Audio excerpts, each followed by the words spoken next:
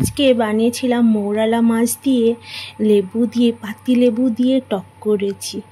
দেখো কিভাবে তৈরি করছি। প্রথমে মাছগুলোকে নিয়ে নুন হলুদ মাখিয়ে কড়াইতে সর্ষের তেল দিয়ে ভালো করে ভেজে নামিয়ে নিব। এপিঠ ওপিঠ একটু ভেজে নামিয়ে নিব। দিয়ে ওই কড়াইতে আরেকটু তেল দিয়ে ওতে 5 ফোড়ন আর কাঁচা লঙ্কা দিয়ে একটু নাড়িয়ে নেব। দিয়ে সবজিগুলোকে ভালো করে কষিয়ে ওতে হলুদ নুন দিয়ে বেশ করে কষানো হয়ে এলে ওতে রায়বাটার জল অল্পখানিক রায়বাটার জল দিয়ে দিব। দিয়ে আর একটু নাড়িয়ে ফুটে এলে ওকে মাছগুলোকে দিয়ে দিব।